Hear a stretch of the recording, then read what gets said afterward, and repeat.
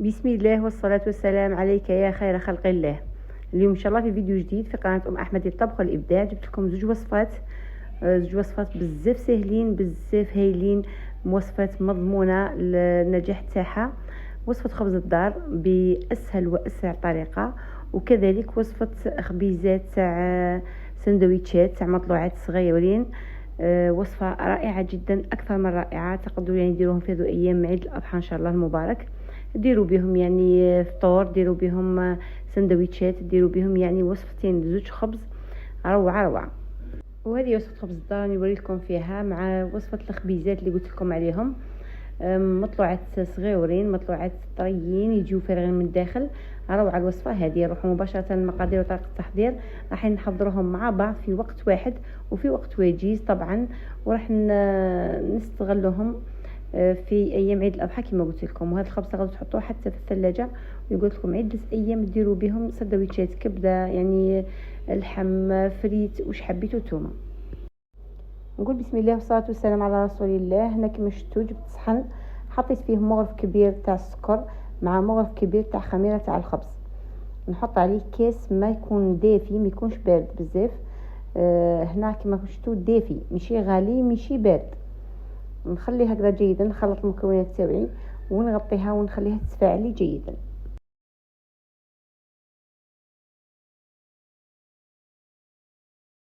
ومن جهه اخرى حطيت هنا غيسيبيون تاعي، حطيت فيه زوج كيسان تاع السميد يكون رطب كما راكم تلاحظوا. نضيف عليه الفرينه، طبعا ننخلوها جيدا. هنا 3 كيسان تاع الفرينه، نخلط جيدا كما راكم تلاحظوا. وهنا لازم تغربلوا الفرينه تاعكم، يعني دائما تغربلوها كما راكم تشوفوا. نغربل فيها وكيلتها لكم بالكاس. زوج كيسان سميد يكون رطب مع 3 كيسان تاع فرينه اللي هي الدقيق الابيض. خلطت المكونات تاعي جيدا مع بعض، نخلطوها بيدينا مليح. ومن بعد ضفت عليهم مغرف كبير تاع السكر مع نص مغرف كبير تاع الملح. نخلط جيدا المكونات تاعي، ومن بعد نجيب هذاك الخليط وراح نضيفوه مباشره على المكونات تاعي هذه، ونبدا نجمع في العجين تاعي. كما قلت لكم بعد ما طلعت الخميره تاعي كما راكم تشوفوا، خلطتها في الخليط تاعي هذا، عجنت بها. هنا نحي المغرفه تاعي ونبدا نعجن بيدي، نتحسس القوام تاع العجين تاعي. راح نضيف الكاس الاول تاع الماء يكون دافي ايضا، ومن بعد نضيف الكاس الثاني. الكاس الثاني تقدروا تكملوا حسب العجين تاعكم، وتقدروا يعني يبقى لكم منه شويه. انا كملت الكيسان تاعي فيه زوج، يعني كلش هنا ديت 3 كيسان، كاس شمخت به الخميره وزوج كيسان يعني كملت العجين بهم، مع زوج كيسان تاع دقيق مع سميد رطب مع 3 كيسان تاع الفرينه، يعني كل شيء 5 كيسان تاع النواشف وزوج كيسان او 3 كيسان تاع الماء تاع السوائل.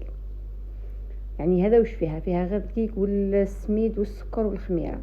نحط مباشره في البيتزا تاعي، تقدروا تعجنوها بيديكم، تبقاو تضيفوا لها في الماء يعني حوالي 4 كاس بيديكم هكذا، تضيفوه غير بالمغرفه وديروا كيما انا هنا في البيتزا راني نضيف غير حوالي مغرف، ونبقى نضيف وهي تعجن لي فيه، يعني حتساعدكم وتكون تخدموا في فتره قياسيه تكونوا خدمتوا العجين تاعكم.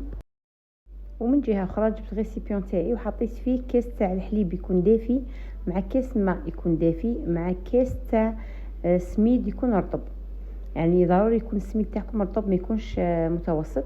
ضفت معاه مغرف كبيره تاع الخبز اللي راكم تشوفوا فيها، يعني المقادير راهي موضحه في الصوره. وكذلك نضيف عليه كميه من السكر. بالنسبه لهنا اللي حبيتوا الخبز تاعكم يجيكم محلو، ديروا نص كاس تاع السكر، يعني حوالي 4 مغارف كبار تاع السكر.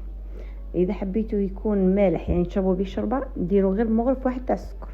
نخلط المكونات تاعي هذه جيدا كما راكم تلاحظوا بالمغرفه. ضفت عليه مغرف تاع الخل وغطيته وخليته يطلع لي. رجعت لهنا الخبيزات تاعي، حطيتهم في قصعه ولا في غيسيبيون ولا، غطيهم جيدا وخليهم يطلعوا لكم، ونكملوا نعجنوا الخبز الدار تاعنا.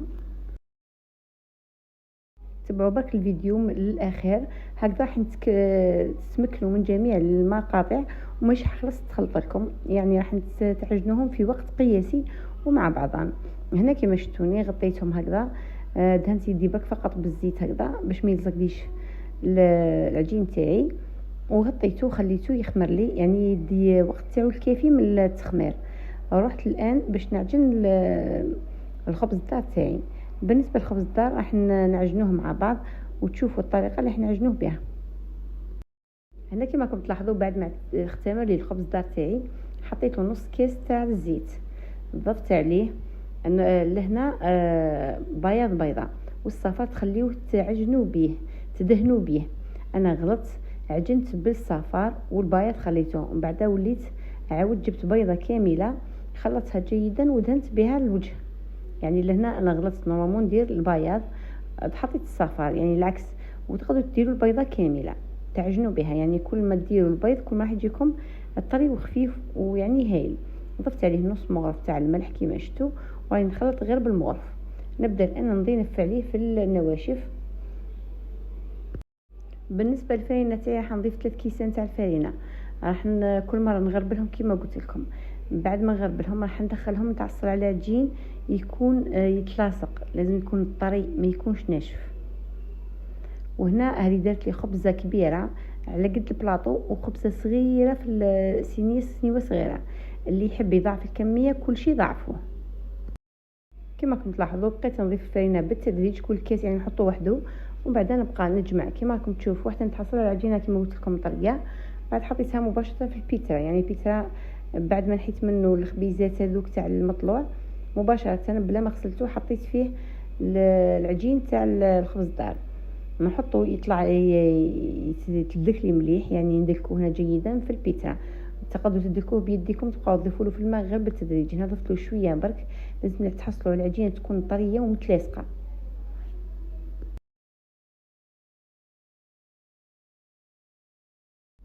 وبعد ما تحصلت على هذا القوام هذا ودلكتها لي جيدا البيترا، يعني صدقوني تدلكها لكم في وقت يعني قصير جدا، يعني حتساعدكم وتعاونكم. مباشره دهنت البلاطو تاعي بالزيت وجبت العجين تاعي مباشره وحطيته. دهنت يدي بالزيت وبقيت نقرص فيه. هنا قرصوا شويه رقيق باش ما يجيكمش خشين بزاف. اللي يحب الخبز دار تاعو يجي خشين بزاف يديروا كامل العجين ذاك في البلاطو هذا، يعني يجي سوا. اللي يحب رقيق كما درت انا يدير نقص منه وحده حسب حوالي مطلوعه هكذاك ويديرها في بلاطو واحد اخر. هنا كما راكم تشوفوا قرصتها كامل، وبعد قرصت هذيك الصغيره هذيك في الصيني تاع الزجاج، ومن بعد جبت ندهنوه بالبيض. طبعا درت بيضه كامله خلطتها ودهنت بها ودرت له سانوج. تقدروا ديروا يعني اي نوع من الزرع تحبوهم، زرع الكتان، زرع البسباس، يعني واش تحبوا نتوما. مباشره لهنا وجدتها حضرتها، شعلت الفرن تاعي لاعلى درجه، بعد نقصت له 180 درجه، من بعد حطيتها في الرف الوسطاني وطيبتها. وكي طيب راح نوري لكم الشكل تاعها والقوام تاعها كيفاش خرجت لي. وطبعا قبل ما ندخلها الفرن ضروري تخليوها تطلع، يعني لازم يضاعف الحجم تاعها باش تروحوا طيبوها. خليتها تريح كما شفتوا باش تطلع لي، ورجعت للمطلوع تاعي هذوك. هنا جمعت فقط العجين كما شفتوا بعد ما مدلوك يعني هايل. حطيت شويه دقيق رطب في البلاطو تاعي ودهنت يدي بالزيت وبديت نقطع فيه كيما المسمن، يعني نديروا كرات صغار كيما تاع المسمن. هنا الحجم نتوما تتحكموا فيه، نقطعهم بالشكل هذا وتلاصق يعني كيما تاع المسمن، فقط هو فيه الخميره راكم تلاحظوا. نحطوا هكذا كويرات ونحطهم في البلاطو تاعي حتى نكمل كامل الكميه تاعي، ومن بعد نقرصها نخليها تزيد تخمر لي شويه ونبدا نطيب فيها. يعني باش نقول لكم زوج وصفات في وقت واحد في وقت قياسي ديروهم وتحصلوا يعني نتيجه رائعه جدا جدا. يبقى لكم مده اطول، يعني يقدر تخليوه يعني مده، وكذا ما حبيتوا تستعملوه تستهلكوه تجبدوه، يعني يجيكم روعه يجيكم سندويتشات، يجيكم هايل الوصفه هذه. كما راكم تلاحظوا يعني ابسط من هذه الوصفه ما كانش طريه، يعني هكذا تقسم معكم بكل سهوله، ما تعبوش خلاص روحكم. طبعا كل ما كانت طريه بالشكل هذا كل ما راح تجيكم خفيفه وطريه من داخل. بعد ما نكملهم كامل نقلبهم هكذا في الدقيق تاعي، ومن بعد نفرشهم طرشونه ونبدا نقرصهم. كي تقرصوهم ما ديروهمش رقيق بزاف وما ديروهمش خشين بزاف، نخليهم يطلعوا لي. ولا هنا كيما شفتوا يعني جيت ندهن بالبيض، نحب نستعمل يدي ندهن بيدي، ما نحبش الفرشات هذيك، وكل وحده يعني لها الاختيار. ولا هنا استعملت غير السانوش. تقدروا ديروا السكر من الفوقع، تقدروا ديروا الجلجلان، يعني واش حبيتوا. هذيك الصغرونه هذيك درت لها السكر باش تجيني حلوه بزاف. يعني راكم تلاحظوا راني نخدم من ومن في نفس الوقت. هنا نجيب الطرشونه تاعي ونبدا نقرص فيهم كما راكم تلاحظوا حتى نكملهم كامل، نغطيهم طرشونه اخرى. وفي هذا الوقت هذا نطيب الخبز دار تاعي في الفور، وفي المطلوع تاعي نحط له طاجين فوق الفور ونبقى نطيب فيه. يعني في نفس الوقت راح نحضر الوصفتين تاعنا.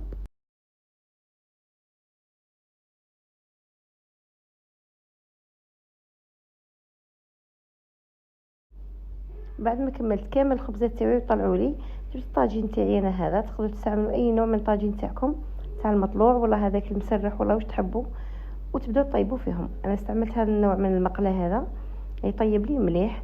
وفي نفس الوقت حطيت لكم الخبزات تاعي، شوفوا كيفاش جات حميمه وجات تهبل. يعني تعسوها ما تخليوهاش تحرق لكم، تنحيوها. وفي هذا الوقت نفسه راني بقيت نطيب في الخبيزات تاعي.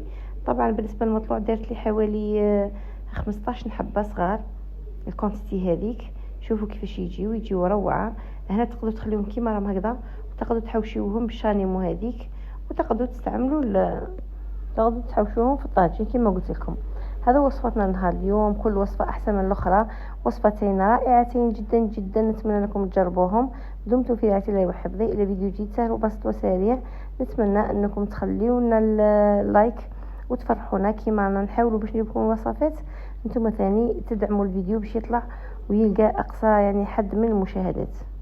ولنا حبيت نوريكم مصداقيه تاع الوصفه. صدقوني الوصفه تتحدث على روحها، يعني كيما تطبزوها كيما تعوجوها تبقى محافظه على شكلها وترجع لطبيعتها. هذا لانها طالعه ولانها طريه وخفيفه منفوخه من داخل. وهذه كانت خبزتنا الحلوه، وهذه خبزتنا المالحه.